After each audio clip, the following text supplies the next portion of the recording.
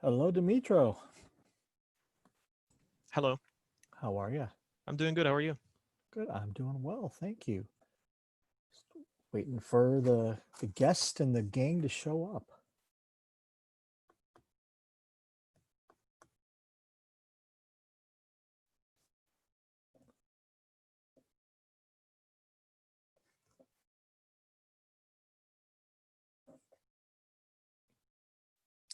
Did you find our question development session helpful on Tuesday? Me? Yeah, Yeah, because you're yeah, the only one in the yeah. room. So. Well, there's like three more people. So. Oh, they showed up. I turn away for a second. Hello, everybody. Hey, how are you? I'm good, thank you. Just pulling up his website if we need to refer to it.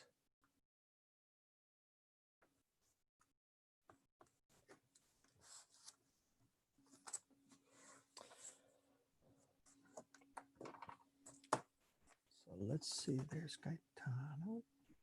Hello, hello. Good to see you. Just starting in on attendance before the room fills up.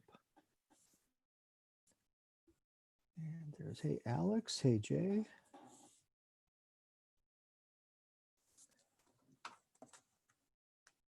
Alex, I got to get used to the A to Z nature of your name because sometimes I've got one sheet that has the names listed alphabetically by first name and one that has them listed by last name. So I've got to figure out where to find you. Yeah, I've always been last on the list too, so. That's, well, you know, this is a new era. You're actually second on my list today behind Amir, but how are you going to fight with that? Two A's to start. Exciting. Yeah, speaking of someone who usually got to go first in like gym class and all those things that nerdy people like me don't necessarily excel in, I can only imagine what it's like not to have to, you know, do the rings in gymnastics class first or something Yeah. like that. So You kind of get an example off of everybody, so. that's right. Don't do it like Aaron did. I serve my purpose. Hey, Marco.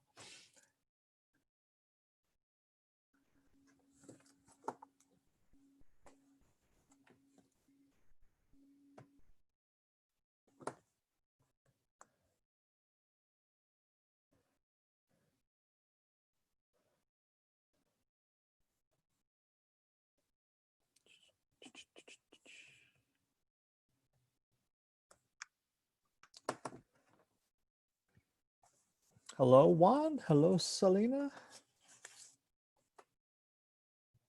Hello, Professor. Good to see Hello, you. Professor. Thank you. Hello, hello. Just how are we doing? Are there outstanding questions about what's going on at this point? Well, there's just a few of us here in the room.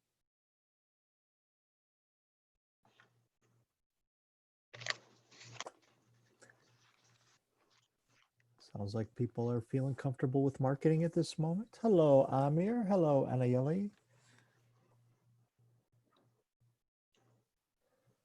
And hello, Nicole. And I see Brianna. Hello, hello.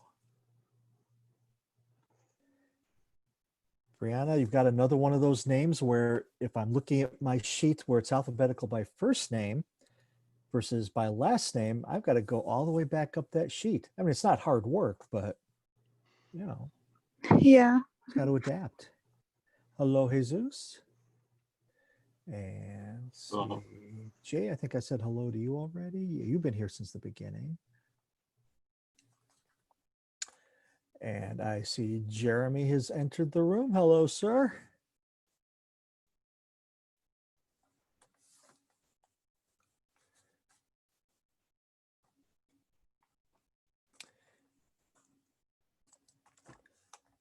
Wait for a few more people to come in. There you go. Hello, Kevin. Hello, Anai.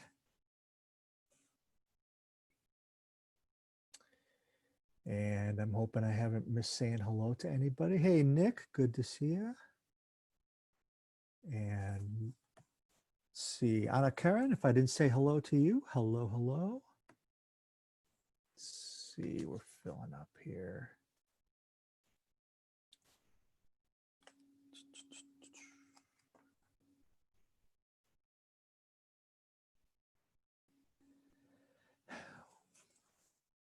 Well, Jeremy, we might have a few more people straggling in, but it's 3:31. Hey, Keegan. So, and I see Eileen.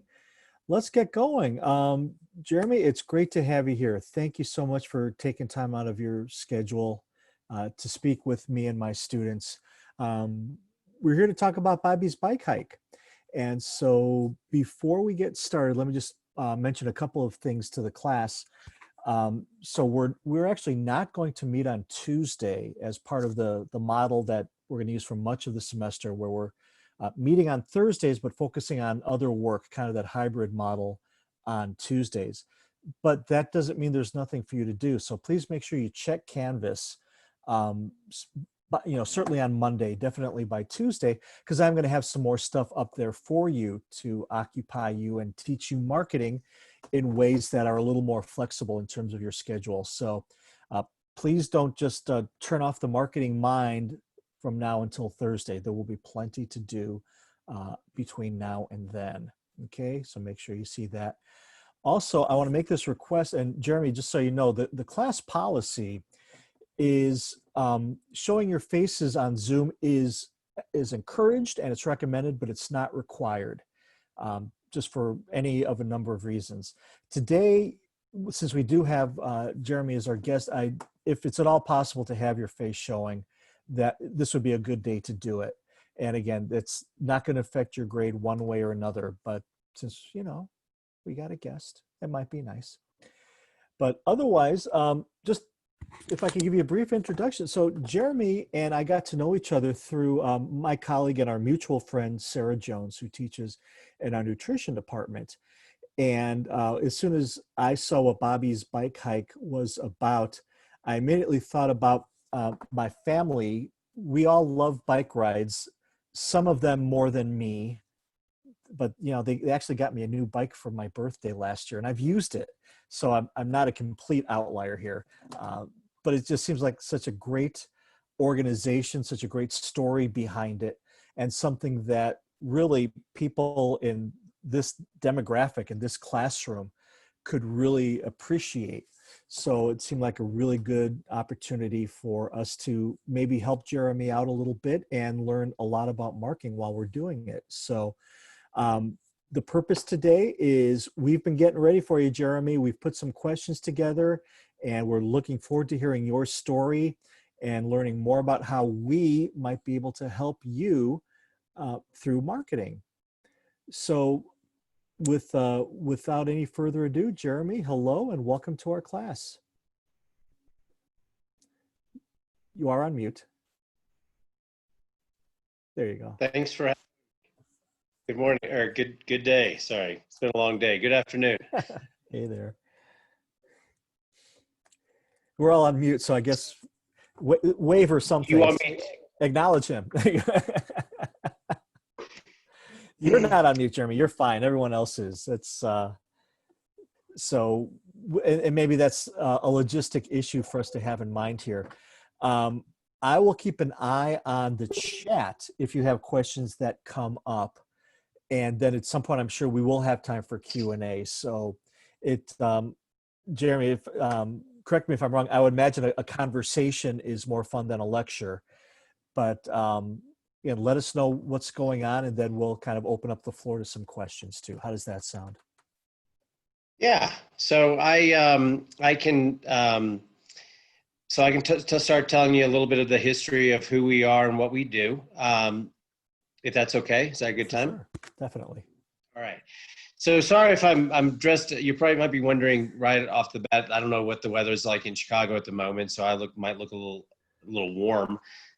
We actually I'm out in Colorado at the moment, and we got 6 inches of snow yesterday. So it's a little colder here than probably back in Chicago, although I heard it was a little cooler today or the last couple of days. But so to tell you a little bit about Bobby's Bike Hike, which is kind of my baby, really.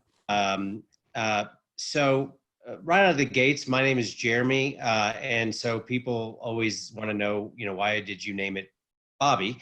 Bobby's Bike Hike. And so first off, I named this after my late father. He was a travel tour operator down in Arkansas and really instilled my passion for travel, community, health, and service.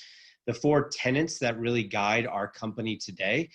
And so when we were kind of looking at a name, coming up with some things, I really didn't want my name. I don't know why at the time, but I was not wanting really my name to be a part of it, but I wanted something that felt really personalized and personal. And so, my mom suggested, why don't you name it after your late father? And so that is where the name Bobby's Bike Hike came from. And a lot of the things that he instilled in me are brought forth in this company. So we are actually America's longest running city bike tour operator. We started in 2002. In fact, when I was your age, I actually had the opportunity to study abroad. It was a new program that our university was putting on. They actually gave a scholarship to people that wanted to just join this program. And for me, it was just click, let's go over there. So I studied abroad for a semester. And during that time, I actually traveled around Europe and I did a couple bike tours. And just, right out of the gates, I was kind of impressed because I hadn't been on a bike for a number of years. And so just to get on a bike and be part of the city, I was traveling by myself. And I really just felt connected to the city. The tour guides were really entertaining. I saw, having grown up in the tourism industry, I realized kind of what it took to be a good tour guide. And they were really friendly, outgoing, engaging, knowledgeable, interactive, fun. And so that kind of all clicked with me.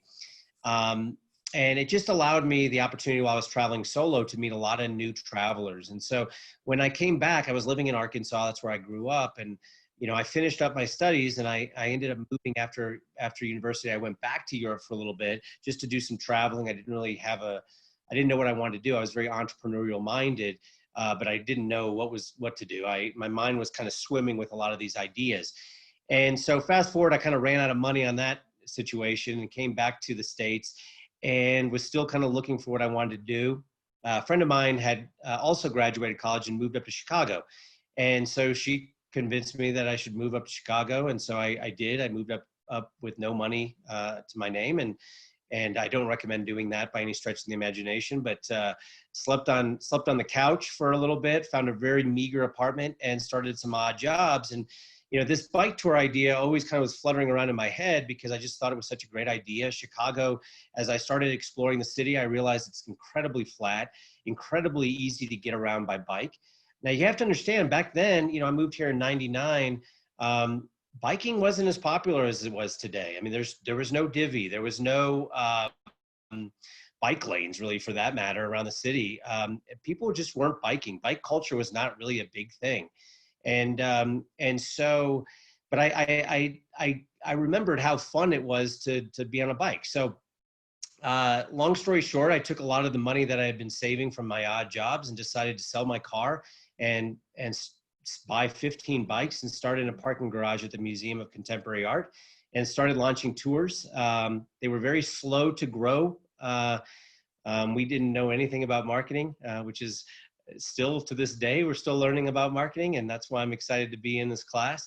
But we've honed our skills a little bit over the years, but and I'll talk a little bit about that as we go forward. But it was a slow growth. And then as the money kind of started rolling in, I had a second job. I was waiting tables. So I was kind of supplementing the activity of my business through the job I had as far as waiting tables.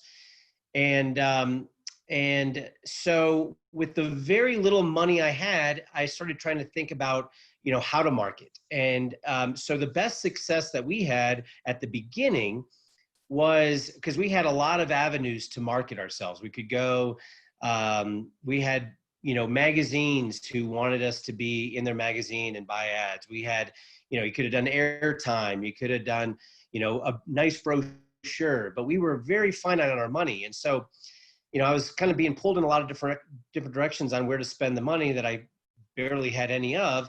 And so my thought at the time was, I'm going to take every bit of money that I have and pour it into my employees and pour it into the tour itself and make sure that if I wasn't giving the tour, that whoever was giving the tour, there was never a drop off in performance. And so that's what we did. We just we didn't do any marketing at the beginning. We really focused on that. And we let word of mouth really take hold. And, word of mouth. I mean, I found out in year 2, we didn't have very many people on the tours, but we had this one doctor that was from New Orleans. And the reason I know that is because the next year we had a bunch of groups that would come from New Orleans that said, oh, we were told to come here from our doctor back in New Orleans. And so I remember that doctor in New Orleans that just sent us so much business. And I thought, wow, I didn't have to spend any money on this doctor in New Orleans. They actually spent money on us. And then they spread the word. So it kind of honed in on this. All right, let's put it all in. Well, fast forward, this was, all pre-TripAdvisor and the internet really taking hold on travel. And so as the internet took hold and as review-based websites came on board, like TripAdvisor and now Google and Yelp, we were really primed to really take hold of that. So all of a sudden, our guests became our biggest fans and they started writing amazing reviews. So like to date, if you tabulate all the reviews on all the different sites out there, we probably have over 6,000. And I think we have a 4.9 or 5-star rating out of 5 on most of them. And so that really launched our success, along with the fact that biking just became very popular again. There was a new wave of biking. The city invested in bike infrastructure. So we kind of rode a wave of popularity. Now that we kind of rode steadily and it kind of increased quite a bit through about 2017, 2018. And then we kind of noticed a little bit of, we were kind of starting to lag behind. It no longer was a novelty to a lot of people. Now there's a bike tour in pretty much every major city in the country. So no longer were people like getting on a bike for the first time again. It was like, oh, I've been on a bike. I've taken a bike tour over in this city. I've done this. And so we started realizing we kind of have to up our game a little bit. And so that's kind of what we've been in the midst of for the last 2 years, is really upping our game and really kind of reinventing ourselves. And that includes our marketing. So we recruited back somebody to handle the operations. So I've been kind of fully in charge of the marketing level. And that's where, how do you refer yourself, Professor, to the class? I don't want to. Professor Aaron is good.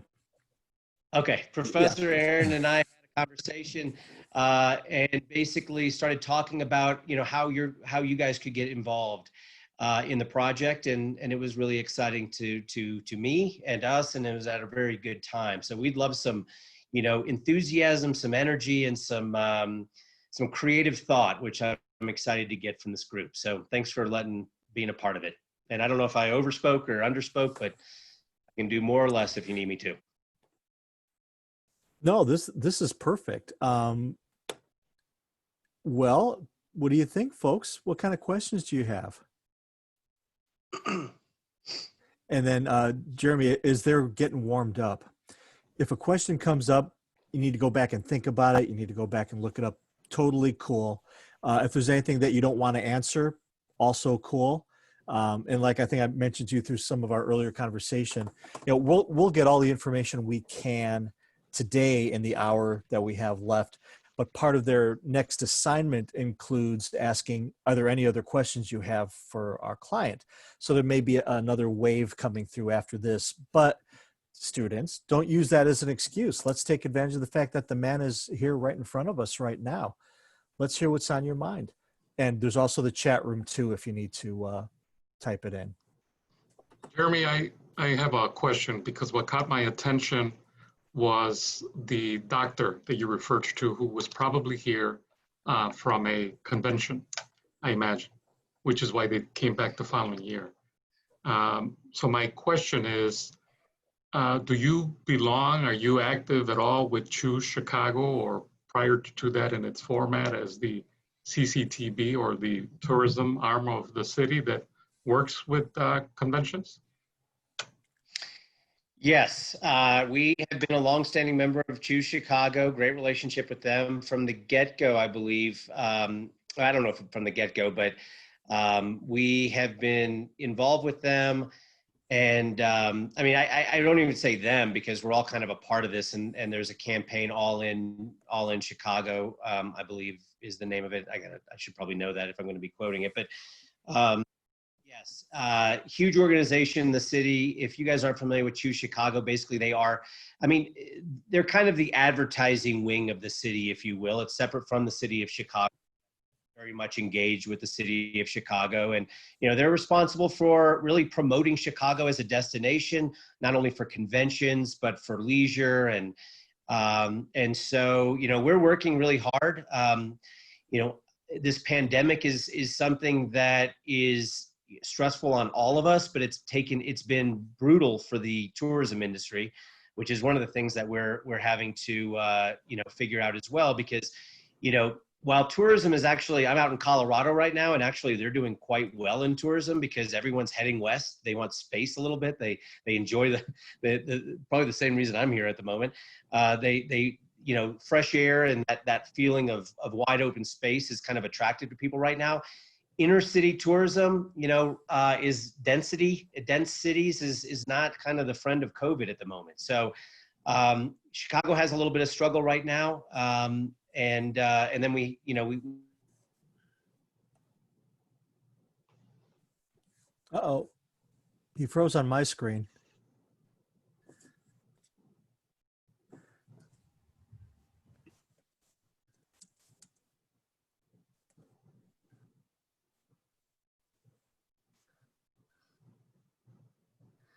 Is it just me? No, he's frozen on my screen. Is he's frozen on yours too? Okay, I'll let him know.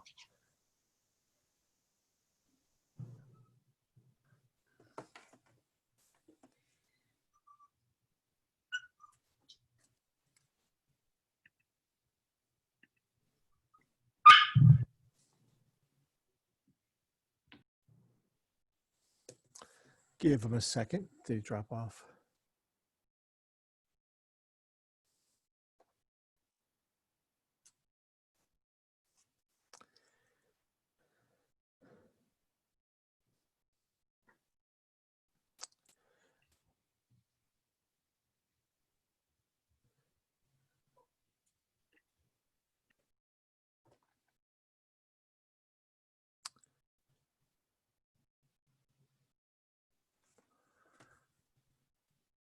Fun with technology. Hopefully he'll be back in a moment.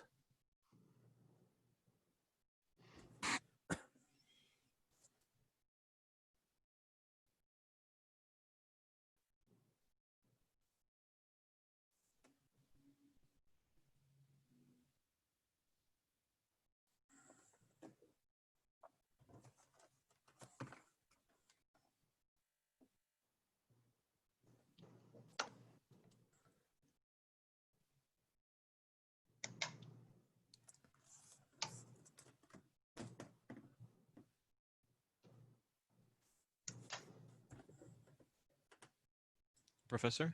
Yeah. Do you have any communication with him? Is he coming back at all, or maybe? I'm sure he'll come back. I'm checking my email to see if he reaches out like that.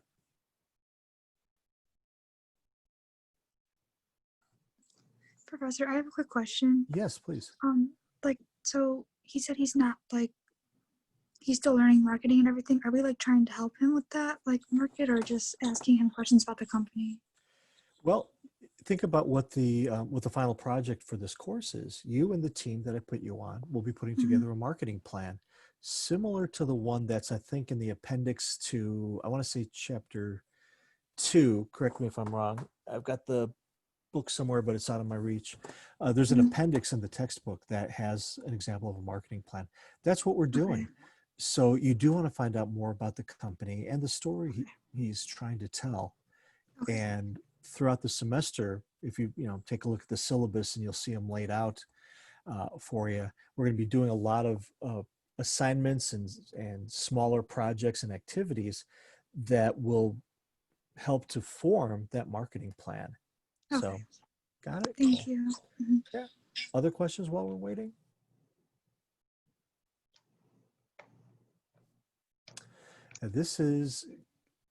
It's new for him, even though he's probably doing marketing and he doesn't even realize it just from his day-to-day activities. The fact that this thing exists and customers are buying his product. So marketing is happening. it just may not be, like with a lot of entrepreneurs, it may not be organized. He may not know the term for the thing he's doing, or he might, that I'm not sure about that. But that's what we're going to be learning over the course of the semester. So the part that can get tricky for you, and I've seen this before, and even with MBA students, right? It's like, well, who are we to tell him how to do marketing, because we're just learning it now for the first time? Yeah, we are. And that's what makes us qualified. Oh, I see he's back. I saw him back. Yep, there you go. Welcome back. Sorry about that. That's technology. My internet, we've got someone working on our internet, so sorry about that. Oh no. Okay, well, I'm glad you're back. So Juan, do you remember where we were in terms of the question you asked, and has Jeremy answered it yet, or do you have related questions? Well, I mean, I chose that because I'm extremely familiar with True Chicago and McCormick Place. Uh-huh. I actually used to run McCormick Place. I was the CEO of McCormick Place and Navy Pier. Oh, wow. And so I'm extremely familiar with all of the industry, all of the associations that can be helpful to you, like the Illinois Hotel Association. And so I was interested in hearing sort of the background, because it's, to me, and I'm an entrepreneur myself, it's not enough to be a member, but unless you go to the events and network and meet the right people that are organizing these shows, it's sort of difficult, right? But if you get to them, it could be a substantial boost to your business, to someone like you. But it's that involvement, I think, that's critical. 100%, I agree. And I don't know where I got cut off in my answer. So if it was, I feel like I answered it fairly well, but then when I finished talking, I looked at everyone's screen had gone blank, and I thought that it was all of you and not me. And so but then I realized my internet was out. So, I definitely agree with what you say. We are members of Choose Chicago. I don't know how much of a redundancy I'm going to say here, but been active members for quite some time. They are the advertising and promotion wing of Chicago. They're separate from the city of Chicago, but very much connected. And so basically, they're in charge of getting conventions and promoting travel and leisure to Chicago. So we are very active with what they do. But like you just said, it's not a matter of just being a member. And we're firm believers in this. It's what you do with the organization. It's how you help. And so, they have a lot of different types of events. And in fact, they had an event today that unfortunately I had to miss, but it really is important.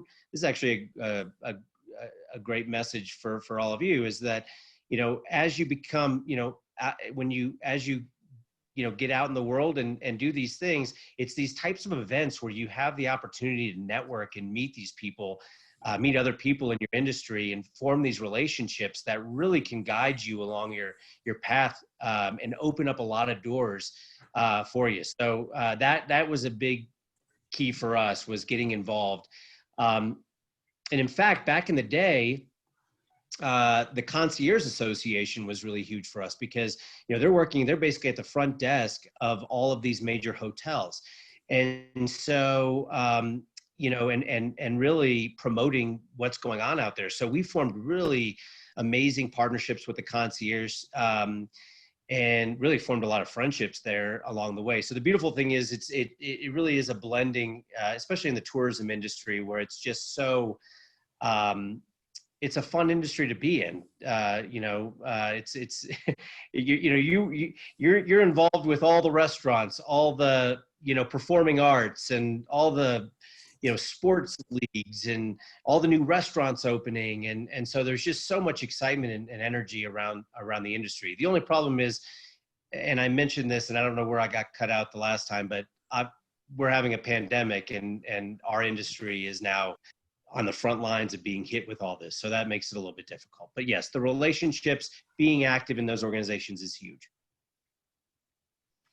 Thank you. I have a question. Yeah, please. Jeremy, you spoke a lot about your bike tours, but you also have food tours and walking tours. Could you split them into percentages, and how much, which ones are more important to you, which ones are more successful, and which ones are you more open to grow? is it the biking you're focusing on, or like, let's say, what percentage of income is your like biking? We're not talking about like money, obviously, but like just percentage, like which ones are the biggest?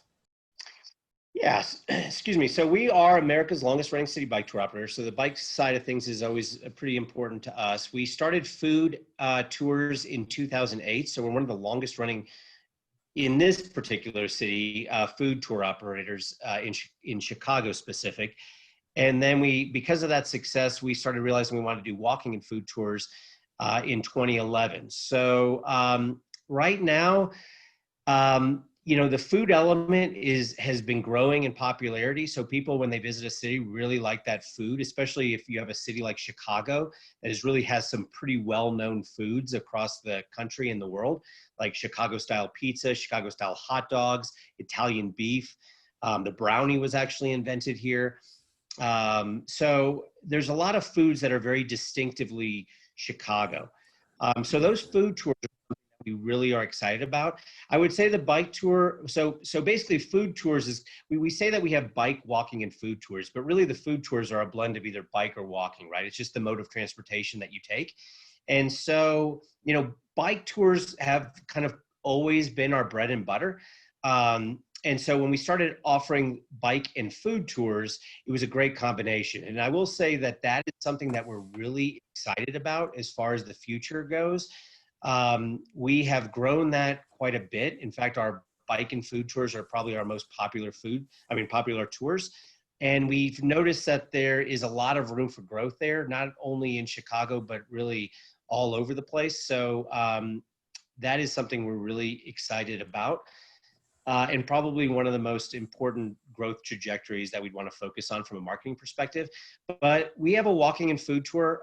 We have 3 of them, and those have grown every single year.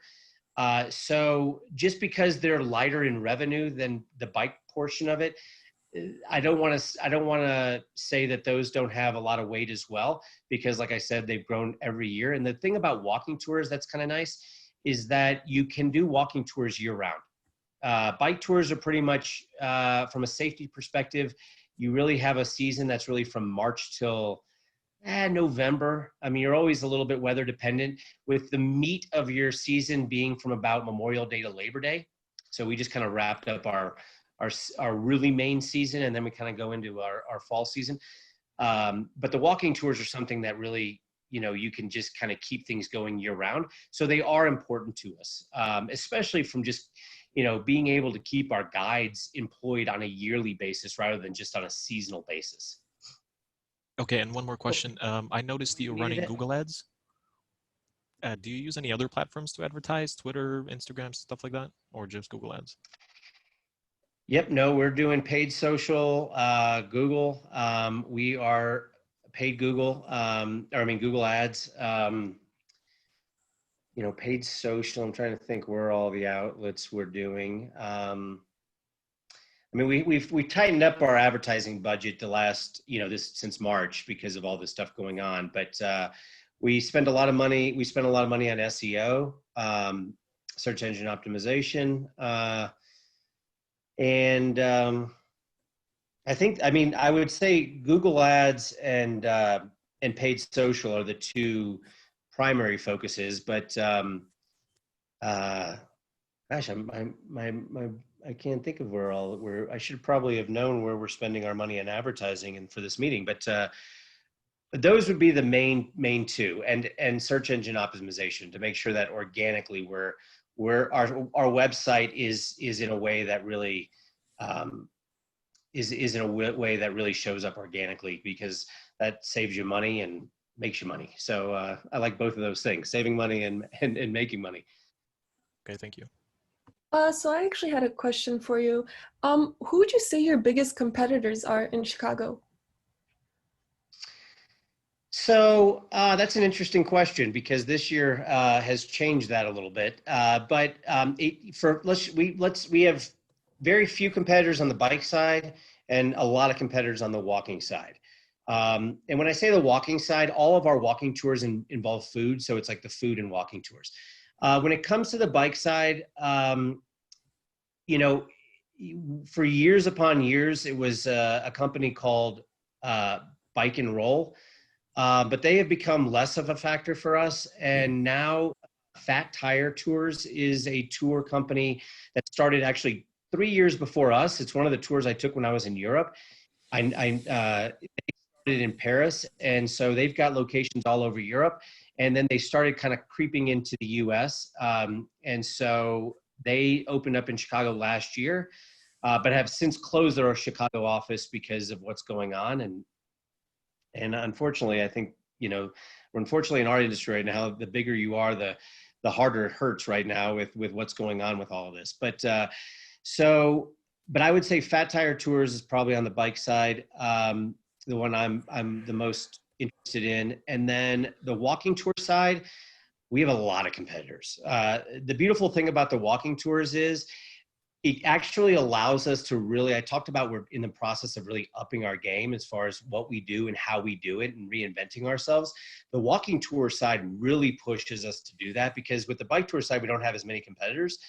Nationally, we have competitors, but locally, no.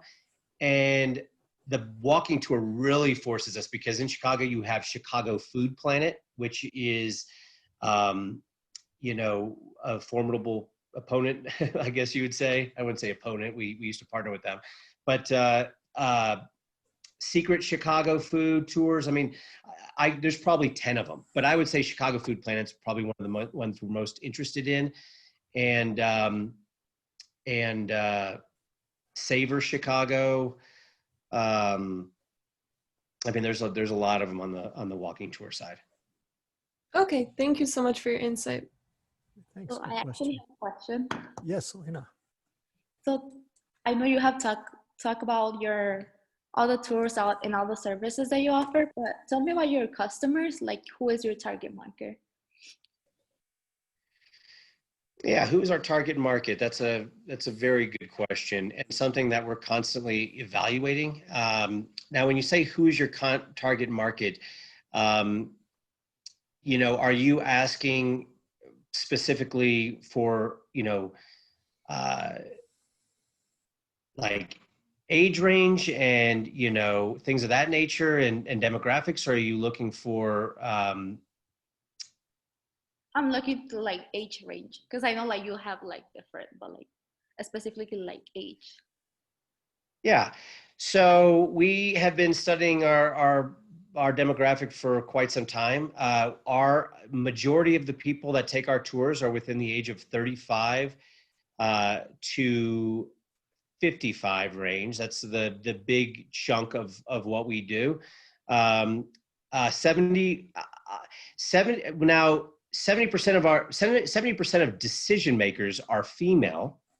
So the people that are actually buying the tickets, 70% of the people that come. Now, that's not 70% of our guests are female, but 70% of the people that are buying the tickets are female.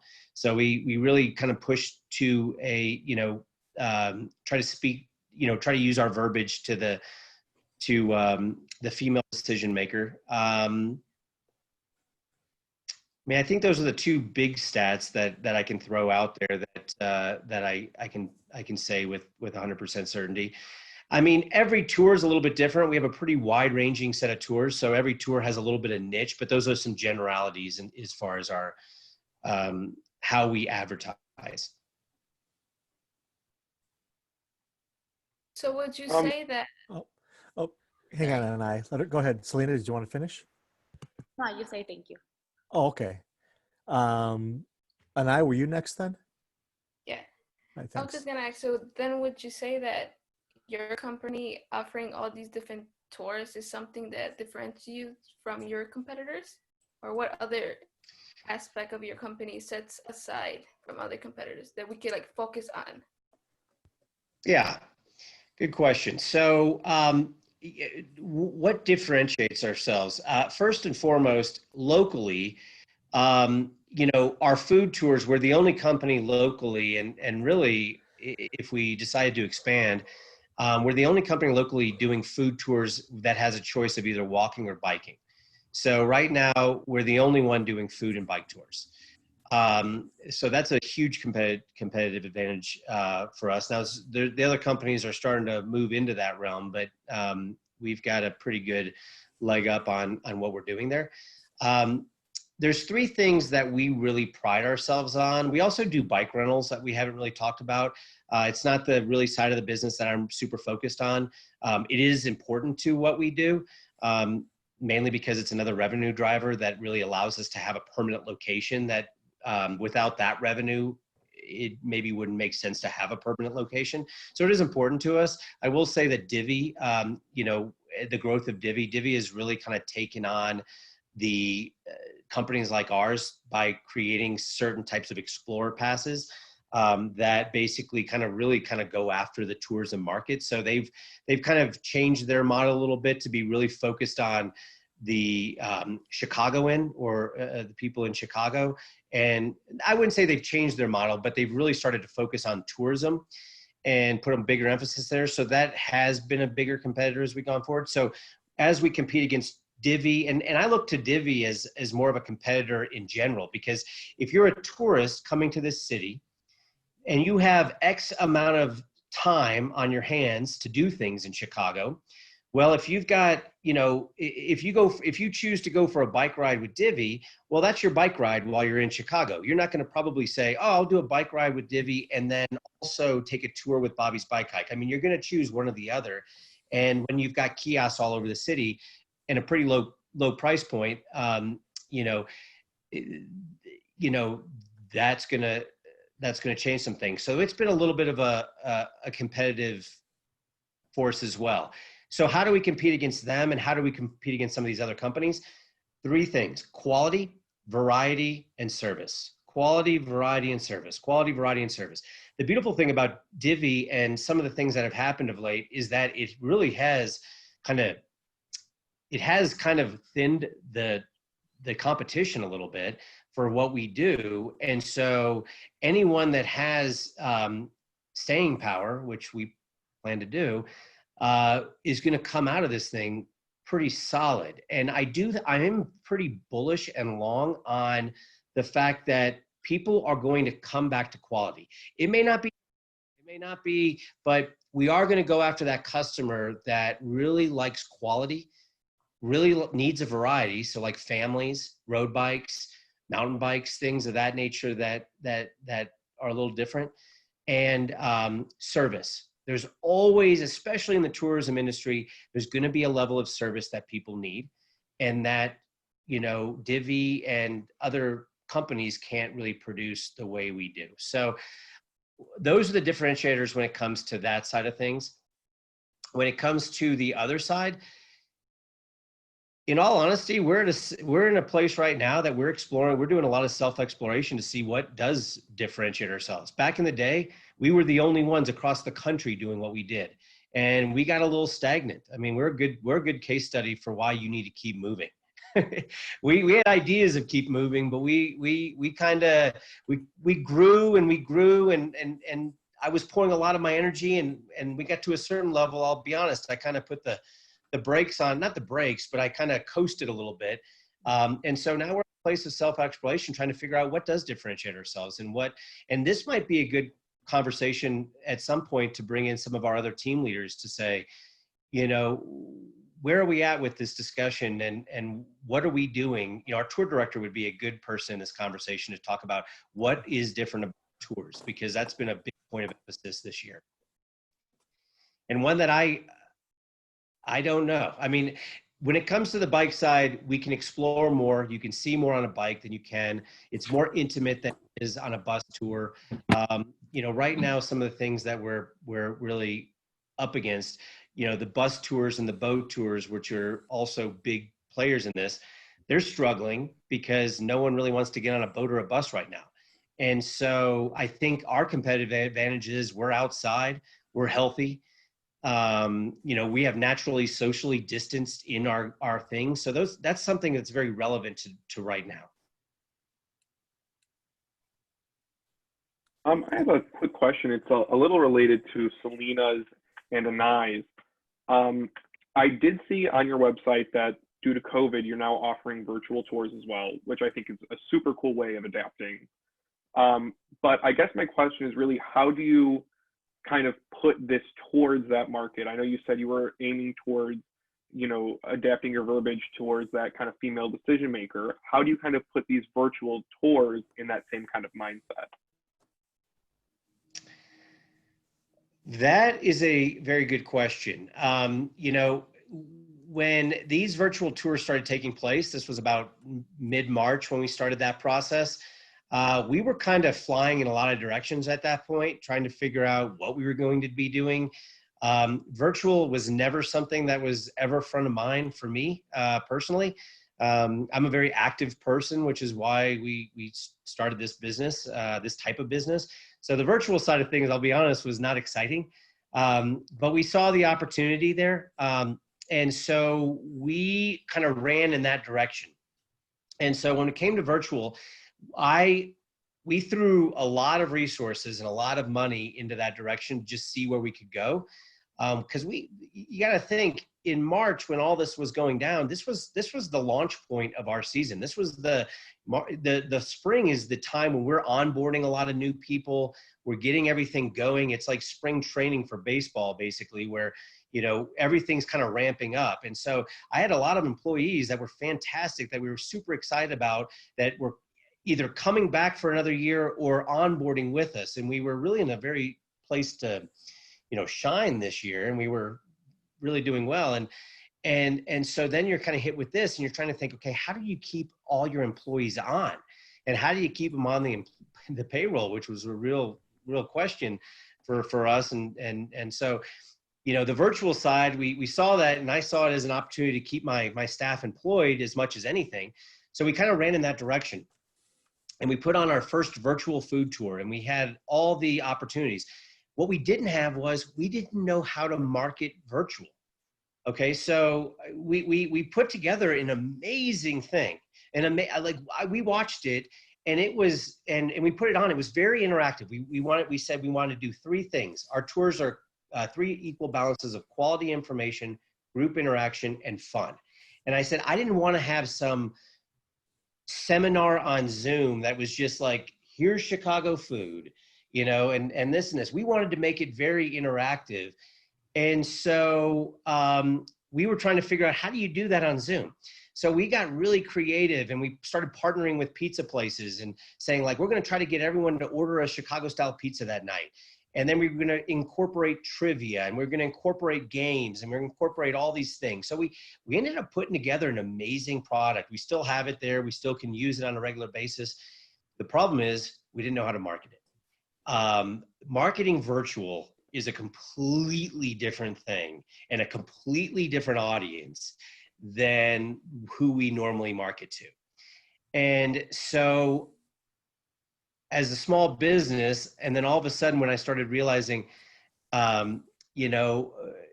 where we were with that and how much it was costing us to put that together, we kind of slowed that down a little bit. So we do have a virtual component of what we can do.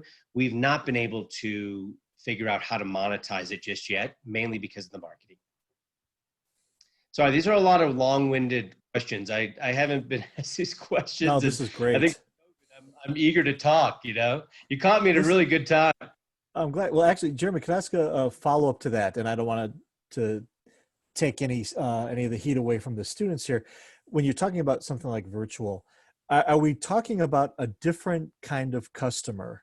And is that a conflict or an issue that you face? And that is some of your offerings appeal to one group versus a different group? Or do you think that they all appeal to the same group?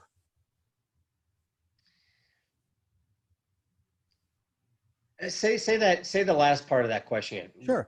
So you're going through some of the different offerings you have. You've got the bikes, you've got the hikes, you've got the and the food tours. You've got virtual. Do you see your customers for those coming from the same segments or the same universe, or do you ever think that, well, I've got one group of people that likes this offering, I've got a different group of people that likes this other offering? Yeah, and you're saying in context to the virtual, like as far as marketing to those specific groups, right. We thought that we could work within our specific database and customer base to really kind of ramp these things up and do it pretty quickly. But we found it anyway to be a little bit of a needle in a haystack of who really wanted to participate in a virtual experience. And the nature of virtual things is kind of ever evolving, just like what's going on with all of this, it's a quickly evolving thing. So what we found was we definitely wanted to be on the front end of virtual. We saw that side kind of ramping up. We saw some things happening. We thought, well, let's get in there. We want to be a little bit of ahead of the curve. But then summer kind of came rolling out and people started kind of getting outside a little bit. So then we kind of had to go back to focusing on what we do and really focus on the health component of that. So I will say that the virtual side took a step back. If the virtual side did anything to us, it got us some notoriety, it got us some press, because we were one of the first ones out there. And so people did get us a little bit noticed, even though we didn't really explain that we only had 6 people on our first virtual session. We didn't bring that part up, oddly enough. But we did get some press because of it.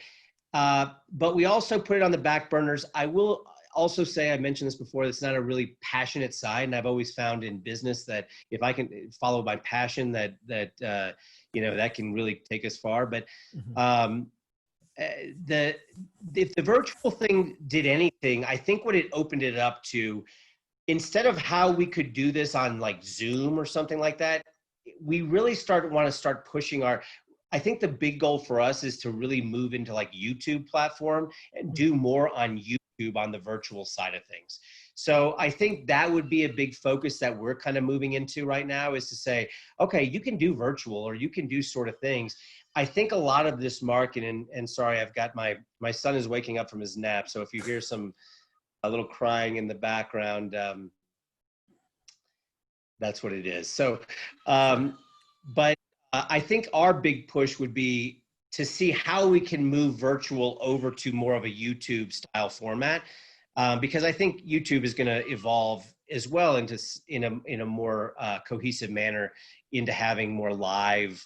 Well, they already do, but having more live interaction and how we can do this. So we started thinking about what benefits that come from this. The other thing about virtual is, if we can create virtual content that's ongoing, we realize that our virtual food tour could be perpetual, like it could just keep going. I mean, that thing could live for a long time. There's nothing in it that is so, besides the fact that it lives on Zoom, which I think is Zoom like a moment of in time here in our history, but it's nothing that couldn't be. So we started realizing, how do we use this to where if weather becomes an issue on the tour, which it always is, and it becomes a rain thing, instead of giving people a credit to take a tour later, we could give them a virtual experience, maybe with a headset. So we're starting to think about how we can create virtuality within what we do that has more of an active feel to it. So I'm rambling a little bit. Hopefully I answered your question, but in all honesty, we're kind of still figuring a lot of this stuff out. For sure. No, thank you. I wanted to add to that YouTube bit there. There's this current YouTube channel that's going viral called Jay Utah, through cities and says Nick, you're there's breaking no up. audio or any of the sound on their TV, and these live stream they generate. There's a market, is what I'm saying. There's already a market. What was that channel called again, Nick? Live stream, like tours that just go through cities with no audio. What was that channel called again? Are they walking or are they biking or what are they doing? They're driving. The channel's called J Utah, like letter J Utah. Okay. They just drive through cities, and then they do live streams and they generate revenue through people using it as a meditation device almost. So if you strapped a camera onto at the first person, like doing the bike tour, you could just stream it. Yeah, and Nick, I'm with you 100%. I actually watch a lot of that content. Maybe I watch Jay Utah. I kind of stumble upon it, but it's actually my TV at home a lot of times. I listen to a lot of music, and I'll usually just put some, so we'll do, I see those camera shots, and you can go into a lot of major cities, and I put it on the back just because I love to travel. And so I love to just like, you know, you walk into the room and you're walking down a corridor of Rome. So yeah, I'm with you, and that's kind of part of the thought process behind like how do we get into, you know, how do we, that's part of our virtual thought. So I think we're on the same line of thought process there. Only how do you make it more engaging? For us, it's about three things: quality information, group interaction, and fun. And that's what is our recipe for success, those three equal parts. And so, you know, taking what you're seeing on Jay Utah, where it's just, and then how do you make the engagement from it? You know, how do you blend both of those parts in a unique way? You know, I feel like there's, you know, there's a lot of different styles out there. It's, you know, you can go on the Travel Channel and kind of see people doing different things, but we want to kind of take a unique approach. And that's one of the things that we're working on right now.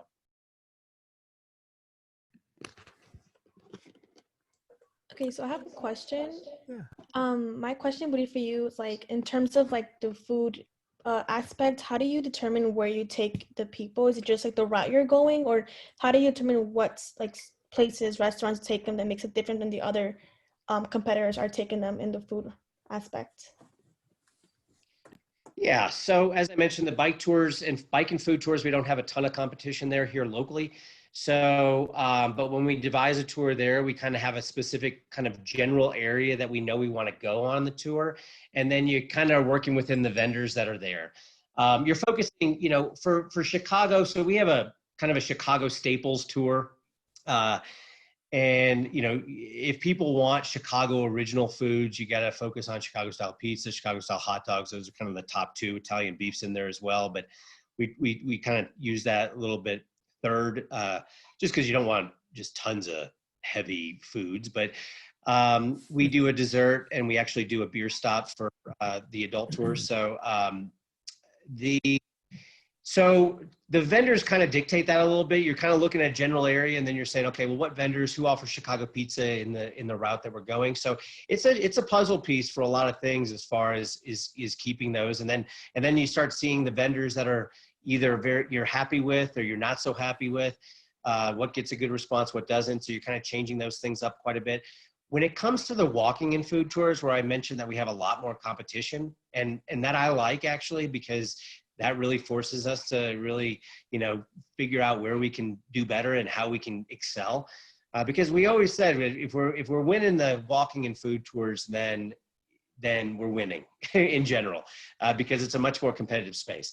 So with the walking and food tours, where we have a lot more competition, our goal was to really focus on the Chicago staples, but also make sure that we're hitting the best route, like everywhere around every. Can you guys hear me still? Go like this if you can hear me. You got me? Okay. I just got a message that my internet was unstable, so I got a little nervous. I don't want to keep talking to no Wi-Fi. But the walking and food tours is, you know, you focus on the route. We want every corner to be an Instagram worthy corner. You know, we live in an Instagram world where, you know, people are going to share if they've got the reason to share.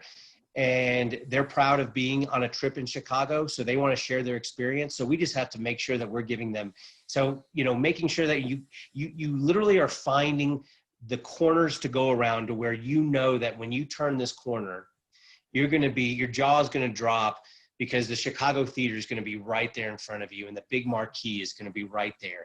And so there's a lot of ways you can approach the Chicago Theater, and we make sure that we approach it in the right way. You can approach it either from the north or the south. Now, I guess not a lot of ways. You got two ways, but the north has a little bit of a thing. And so when you come around, it's like that surprise, and everyone just immediately stops, pulls out their phone. And so we try to make sure that we incorporate a lot of those along our journey. That's one way we really differentiate ourselves. I wouldn't say that it's a key differentiator. And so, you know, I think one of this, you know, I think you guys can be a little bit on the journey with us to really, you know, the reinvention of who we are, because that's kind of what we're in the middle of, is to say, you know, what does, what does? We used to be top of our game, number one on everything, number one on TripAdvisor. When TripAdvisor used to list tours in Chicago, we were for 8 years number one. But those formats have all changed, and now it's a much more competitive field. So we're reinventing ourselves. I don't know if that answered. We're in a reinvention thank you. process right now. So a lot of this stuff is TBD, to be determined. For sure. For sure. Thank you. Yeah, that means a lot to be ranked high on those search engines, doesn't it? I got a question. When we were number one on TripAdvisor, you know, I mean, that thing, that site, you know, grew and then that growth, and they became the number one travel website in the world. And so, you know, when they used to go there, and if you wanted to look for things to do in Chicago, they were ranked, and we were number one. And so a lot of business from them. What happened was, you know, we always knew that at some point, you know, they were going to want to make more money. And so what happened was they changed their format to where they started booking the tickets and then charging a commission to do so, which is a pretty high commission, you know. And then which wasn't the worst thing ever until they stopped ranking. And now it's a whole different format that basically kind of all of our built up credit is still there. But it's not quite as prominent when you're just, you know, you have a top 200 list and we're at the number one. I mean, people are always clicking on the number one. Yeah. So the good thing is Google is now in the game. And so, well, I say the good thing, I'm cautiously optimistic about that. We'll see where Google takes us, because, you know, these are factors out of your control. But with Google being in the game, now people will type in things in Chicago, and so you naturally pop up. And so we have a lot of 5-star reviews. And so reviews, the two things you want to look for in reviews are the quantity of reviews and the quality of reviews. So, you know, you want to see a person, also want to make sure that they don't have a 5-star rating with 2 reviews, right? That's not hard to do. You want to see a 5-star rating with 500 reviews. And so luckily we've got that advantage going for us. Cool. Thank you. Thought there was another question coming. Okay, so so obviously the world is changing for everybody and everybody's business. And I was going through your website on my phone, and it's almost app-like. So have you considered promoting an app specifically for booking tours? Because there's companies in different industries, such as like Domino's Pizza, that have perfected their service through an app. And now Domino's is actually booming because they're the first in their industry to actually launch like a working app. Yeah. So another example is maybe like Airbnb is a booking app for vacation space. So what about one maybe for like bike tourism? Specifically, because the world is becoming more handheld, like I figure maybe wouldn't it be easier to navigate an app through and then a website? Yeah, it's interesting. On the software side of things, we have some development ideas. You know, we haven't been, it's funny, you know, the nature of apps has kind of changed in how they're, you know, there was a little app fatigue going on for just a little bit. And then now it's quite easy to, you know, either come into an app or, you know, download an app or let it off your phone at any time. So, you know, it's easy to, you know, kind of come and go with these apps a little bit more. We're working on some software development. We predated a lot of this. When we started in 2002, none of this stuff existed. I mean, none of the tools that we have today. I'm not sure if WordPress was around as far as websites go, but, you know, we didn't know about it, at least. It wasn't very big. And so we had to develop our own things from scratch. And so I created a development team, a web development team that actually I'm proud to say is still with us today. And so one of the things that we developed was a website that I said, look, I don't want to be dependent on you to make changes every time. So we like predated we had a whole basically WordPress website that you could actually go in. I could just change everything.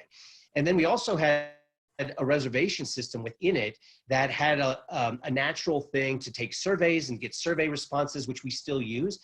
And so fast forward to today, now there's companies out there selling the very things that we created that I told my software developers, we should have really run with this thing. And now we're actually on the front lines of developing some new software. So where you said apps, I don't exactly know where the technology is going to go, but I'm working with our developers because, you know, I feel like so many of the ideas that we were on the front lines of came to fruition on a much larger scale. And so we're also developing that side of things. But when you say the Domino's app, it's funny. I don't eat a lot of Domino's pizza, but I am familiar with their app and I have ordered it. And you're right. I mean, it is one of those things where it's a very user-friendly app. You know exactly where you are in the process. And it makes you want to come back for more because it's just such an easy process that they give you. So everything's wide open right now. So, you know, that idea is something that's a good one. Well, thank you. Amir? Yeah, I had a question. So how do your prices compete with your competitors? And in addition, do you give promotions or provide promotions throughout the seasons, or what do you do on promotion? Now, promotions to guests, right? Like guest promotions and stuff? Yeah, to your customers. Yeah. So, and the first part of your question was, sorry? How do your prices compete with your competitors? Are they higher or lower? Do you try to be lower? So no, we don't try to be lower. You know, we are a little bit, in our industry, it's a little bit of the Wild West as far as pricing goes. There's not like really a, you know, let's use the pizza example. Like you kind of know what a pizza should cost or roughly around. For our stuff, it's a little bit more wide open. And because the bike tours were only the main competitive force here in Chicago, you have to kind of look nationally and internationally for what the price point is, and they're kind of all over the place a little bit. I mean, within reason. But our goal is never to be the low cost provider. We really focus on quality, and quality comes with a price. We do think that people, you know, when you're talking about traveling, so you guys, you know, I don't know how much you guys travel, but when you go places, you know, you get excited, right? You start planning out your trip. You know, it may be a small trip, it may be a big trip. Either way, you're kind of getting excited about it, right? It's the energy flowing, and you start planning the thing out, and you start looking at things to do, and you start getting really excited. The beautiful thing about our industry is that if the certain thing excites you or it has the good reviews, I don't necessarily think that price is going to be the determining factor. It's going to be kind of what does that experience make you feel like, and how is that going to be? Because travel is finite. You go to some place for a weekend, a week, whatever. You more or less want to have the best experience you can. And so if it costs you $10 extra to do something over the competitor, I believe you would to do that. So for us, it's always a focus on quality. Price is not the biggest factor, but you do have to consider it, obviously. So when it comes to bike tours, I think like I said, we don't have a lot of competition, but we always want to be a little higher than our competition here in Chicago. We were fine with that. When it came with walking tours, we are kind of right in the mix, and we're right in the middle there, mainly because we haven't figured out how to do anything extremely special. I probably am not selling our services. We're definitely doing something right. We're one of the top walking and food tour companies in the city, but my standards are super high. So I don't want to just be one of the best. I want to be like far and away the best. And so, you know, and I always want to do something that's really super unique. I want to be pushing boundaries all the time. And so for us, like if we feel like, even if we're leading the pack, it's like, I don't want to just be leading the pack. I want to be doing things that are different. So that's where I think you're going to see a big change in us in 2021 as far as, you know, what we're doing and how we're offering it. But, and then the last thing is on the promotion side of things. Yes, we're always engaging with promotions. We're working with, you know, influencers on different campaigns as far as on social media. We're creating affiliate programs with different organizations. We could do more. I mean, our reservation software allows us to do coupon codes and and allows us to do various things of that nature. So, you know, coupon codes could be something that we could have a much more robust targeting element. So, you know, coupon codes allows you to set up a coupon code and really target a specific group and then use paid social to do so. So that would be an avenue that we'd love to really use and target. But trying to think of specific promotions that we've done. We've kind of not done a lot of specific promotions. So, you know, that would be an element that we'd be open to. Great, thank you. Yeah, good answer. Good question. I mean, too. besides, you know, just the regular, which is, you know, using our organic content to specify, you know, what's going on and stuff like that. And every so often doing a paid promotion to promote that. I had a question. Yeah. So I was wondering about what percentage or like what part of your customers end up returning and coming back and like doing another tour with you in the future. Do you know that? That is a very good question. You know, we have been accumulating that data for the last 2 years. We didn't really have a good firm grasp on this. We started with a new reservation system about 2 years ago. And because we've been revamping a little bit, and I haven't been looking at those numbers specifically, that was actually a project that we're going to get into this year. And so I don't know what those return rate are. I will say that is one of the challenges that we face in our industry and being in the tourism industry is there's not a really natural repeat customer. You know, people that are coming to Chicago, you know, they may come every few years, you know, but so if you're talking about people that we'd like to target, I think the people that we'd like to target are locals. We've realized that we really have to figure out how to be the local choice to come tour. Now, what does that mean? Well, it means like, you know, okay, you guys might not decide that, you know, Chicago's your hometown, or maybe it's not your hometown, but it's your home or whatever. But you may not feel like you need to take a tour of Chicago because you feel like you know Chicago already, right? It almost feels like if you take a tour to some people that live in Chicago, it's like an insult, like you're saying that, well, I know my city, right? You know, and people want to feel like they know their city well enough to not have to take a tour. Well, that changes when you have guests, like out of city guests, come visit you. So all of a sudden, when you have your aunts and uncles come in town, or your cousins come in town, or your friends come in town, all of a sudden they're saying, hey, what can we go do? And now all of a sudden there's a lot of pressure on you to be like the ultimate tour guide to show them around. So all of a sudden, then you start thinking, well, let's see what they're doing. Well, I could take you on this tour of Bobby's Bike Hike. We'll take us around the city. And so what we want to be is the local choice. We think there's a natural repeat customer there that says, okay, you know, Chicagoans are entertaining out of city guests. How can we be their choice that every time they're bringing people into town to come visit, that they'll want to be the repeat guest of what we do. So we've been a big focus on Chicagoland and the residents that live here. Now that's a daunting task because, you know, but that's our natural repeat customer, if you will. Tourism in itself has a hard natural repeat customer to come back to. They'll come back, it's just that they come back every 5 years, which is not ideal from a customer perspective. Okay, and to follow that up, have you guys had the same food tours for however long you've been doing them, or have you switched those up? Because I feel like that would be an area you could really target repeat customers instead of like just in terms of like having different food tours where they can try different things and go to probably different parts of the city and stuff like that. So have you guys had the same food tours or have you switched them up? Yeah, so that's a great question. We started with, it was funny, when we started this, there was only one other food tour company in Chicago, and they were doing walking tours, Chicago Food Planet. But they were doing this kind of foodie tour.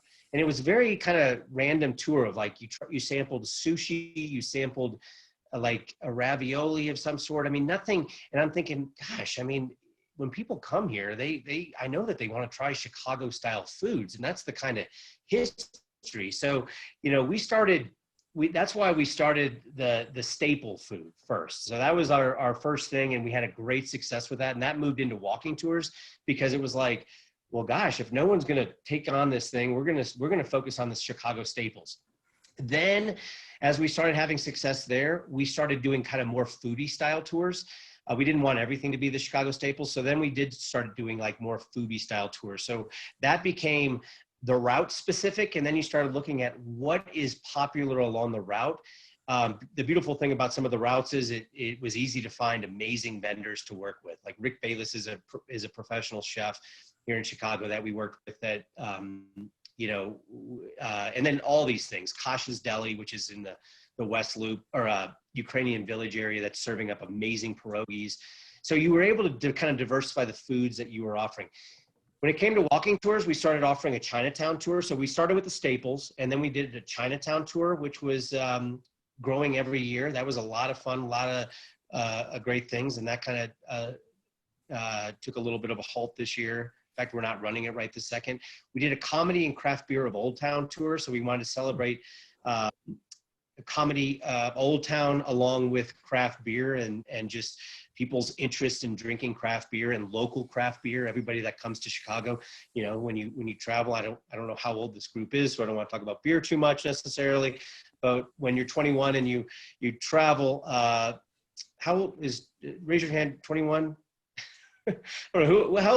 How old is everyone? Okay, 21. We got some sophomores and juniors. I think we've got a few above and a few below, right?